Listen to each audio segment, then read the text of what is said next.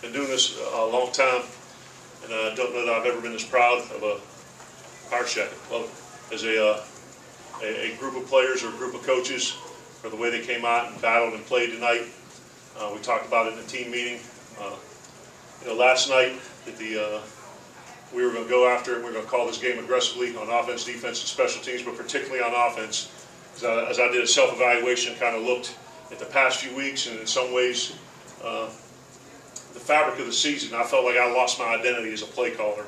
And instead of worrying about what could go wrong in protection and throws and routes, we were going to worry about what's going right, and we were going to go after it. And I think we performed well in all three phases. Certainly things to clean up, but it feels great to be another top 20 team. And appreciate all the fans who came out and supported us. Questions? We'll get a mic to you. Start with Brett. This was obviously a trying week for Nick on many levels. Was that kind of involved in his process this week? How do you think he approached the week and the game? I think the same as he has. I'm incredibly proud of Nick. We talked to him specifically going into this week about what we were going to do with the game plan, and that we wanted him to stop overanalyzing things, and we wanted him to utilize the week to prepare and then go out on the field and play, and stop thinking so much and do the things that he does well. We'll just drop back, read it, throw it, or run it. So, as you mentioned, for all the BS that kids had to endure, for parts of this season, and everything that he's done to lay his heart and soul on the line and his body on the line for this university and have to listen to that stuff, for him to come out and play this type of football, the type of football we talked about him playing, and we talked about him being a process and him growing to this type of player. I'm happy for every single person in our program tonight, but I'm most happy for that kid because he deserves it, and that's the way we expect Fitzgerald to play. Steve. Coach, you come out with some juice there, make the big connection with Osiris Mitchell there, and he's another kid that's had some tough luck. How big was that for the offense? It was great, and I think it was representative of what we wanted to do now as an offense, and and they bought into it. We watched the film last night, and I got up and talked to the whole offense, and took ownership of some of the conservativeness, but told them that we can't be as effective as we want to be as an offense without us passing the football and creating explosive plays. And that's been my identity. That's been this offense's identity. And I don't want to say we got away from it, but we did the things that were necessary for us to be successful. We practiced it well during the week, and most importantly, the kids executed it today. So proud of them. You mentioned being more aggressive. Well, what about your play calling is different when you're in attack mode than when you're not? How did it change tonight? I think the kids feed off of it, number one. But once again, you're not going to create a ton of explosive plays. I won't say with a conservative mindset, but a run-first mindset. And as we talked about earlier in the week, this offense operates best when we run the ball successfully, and people have to either pressure us or commit numbers to the box. And when they do, and as we've done in the past, we throw the ball over their head. And that's the part that was missing. And heading into the weekend, heading into this game, we said we're going to do it. We're going to protect. We're going to run the routes, and he's going to throw the ball. So I think they fed off of that aggressiveness. You talk about being aggressive, but to start the game, you guys were doing a lot of quick passes. Yeah. How important were those to kind of get the rhythm going, and then you guys go and score on that drive too? Yeah, that's a good observation. When we start the game, I script a series of openers, so it may not be a calculated throw down the field, but we want to show some different formations, get the ball out of his hand, generate a little confidence, coming off the past few weeks, a couple of bubble screens, some quick game, and then once he got his feet underneath him, then we opened it up a little bit. So part of that is to see how they're playing us, and then we, talk about themselves. Paul? Coach, you had a couple key defensive starters out with Brian Cole and Bryson Poyet, but the job that Jaquarius Landrews and Corey Thomas and Lee Autry did, the depth that those guys bring in, just the night that Jaquarius had. It was, and Colin Hilby now too, so, it sounds cliche, but that's the mentality of this football team. We talk about next man in, that if somebody goes down or they're injured or they can't play, the person that goes in is going to do as good or better of a job. And I can't, you know, the way our defense has played tonight and throughout the season, and the job that Coach Shoup and his staff have done, and the way the players have executed it, and you know, Jaquarius coming in and guys just stepping up and filling in with Braxton being out. You know, I think it speaks volumes for the defense. It speaks volumes for the culture of this program, because we're going to win immediately, and we're building a foundation to win a championship here in the future. Hey, Coach, was there anything that A&M was doing specifically defensively that allowed Nick to flourish, especially in the passing game? Yeah, I mean, if you look at the statistics going into the game, they're giving up 80 yards a game rushing, and I think Coach Elko is one of the best in the business.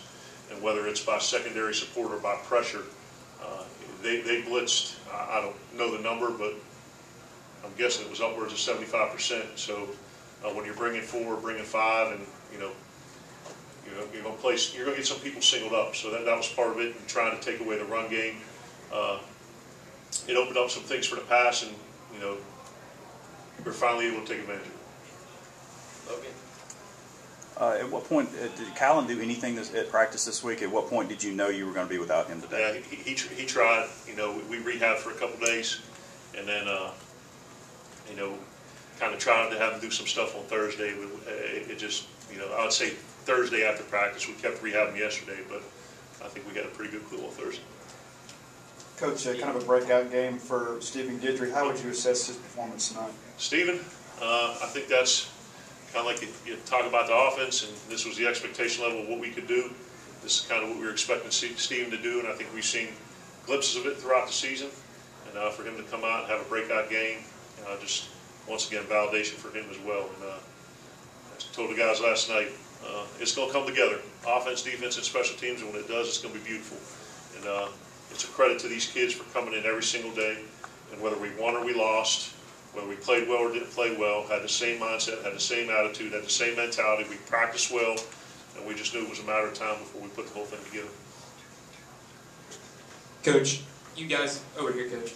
You guys were 7 and 12 on third down. A&M came into the game second, third down defense. How big was it to get those conversions, especially in those third and long situations? Yeah, we got off the schneid a little bit there. I went 2 for 14 last week, so I think that was part of what allowed us to be successful and continue drives, obviously, when you convert. But their third down pressure package is as extensive and exotic as we've seen. And we figured we had to max protect and do some things to get guys singled up. But if we're able to bounce back off of last week's performance, it was allowing us to extend some drives. That definitely helped convert the third downs.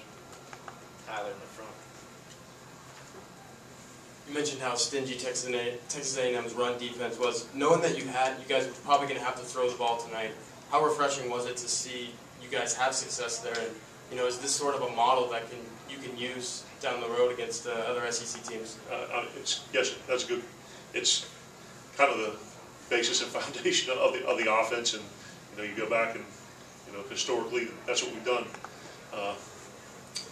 And this is I won't say the first time, but against SEC competition, this is the first time where if a team decided to take away the run and do things to limit that aspect of our game, that we were able to come back and be successful in the other one. I think we meant to talk about that a little bit earlier. David? Talking about the play calling and third down efficiency, but some of it just when Nick Fitzgerald's able to roll out and hit Stephen on that play, is that the creativity too that players can do on their own that can't be scripted? Yeah, that was a broken play right there, and we do practice scramble drills, so when he gets flushed out of the pocket, we have rules for that. A great adjustment by Stephen, and it also went along with what we talked to Nick about this week, that you just need to be a football player. Do what you do best. You go through your reads, it's not there, take off and run or scramble and look to make a play, and that I think that may have been, at least offensively speaking, the pivotal point in the game. Brett and Tyler. Quickly on Braxton Hoyette, what's his situation? Lower body, another day-to-day deal. Okay. Yeah. And Errol Thompson had another awesome game tonight. He's been doing that all year. What's kind of been unleashed about him this year? I don't know. Obviously very talented player. The whole linebacker core, but he kind of runs the operation, makes the calls, sets the front, gets the coverage and the pressures aligned. But just very cerebral, kind of the quarterback of the defense, I guess, so to speak. And when you match intelligence and talent and execution, that's usually the result. Very, very proud of him. Follow up on Errol. He was flying around the field today. When other players see that, do you notice that they kind of feed off of that? Because it seemed like a lot of guys were playing with the the play style that he plays with. Yes, and I think our defense plays with a lot of controlled aggression. Sometimes we're a little, a couple offsides penalties, a couple, face masks and things like that, but I'd rather say woe than sick 'em, and you don't have to worry about these guys going hard after it. And Coach Shoop's done a great job with the mentality of the defense, and I think that's a big part of it when you have this much talent that comes back, and to be able to mold them, particularly coming off the fact that defense was pretty successful last year. For him to be able to step that up a level, I think it's been great that the kids have bought into his coaching staff. Brent? You were clearly pretty fiery and energetic after that first touchdown. You mentioned the quote BS that Fitz had to put up with. You had to put up with some of that too. What did that moment mean to you? I don't worry about any of that stuff. I deal with reality, not perception. But it just meant a lot to me. And they say attitude reflects leadership. I wanted the kids. I was fired up, so that wasn't fake emotion. I was kind of juiced. But I also want our kids to see that when I was walking the walk, not talking the talk. That we talked about. Like as I mentioned for the fourth time, I apologize. But this is going to be a game of passion. This is going to be a game of aggression, and that we're going to go after it tonight and leave nothing on the table. You go into halftime down 10-7. What was your message to the team? We were down 3 points against a very, very good, well-coached football team. Coach Fisher's done an unbelievable job there in his first year, and that we need to come out and play a little harder, execute a little better, and there was no sense. And that's kind of, you talk about the culture of this program. We don't want emotional peaks and valleys. We don't want our guys on the roller coaster. We want them playing hard all the time, but our reaction to prosperity and adversity has to be the same. And that's what I wanted to see from our coaching staff.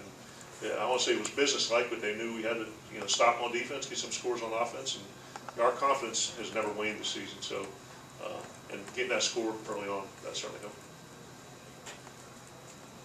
All right. Thank you. We'll have players shortly. Awesome, guys. Appreciate your time.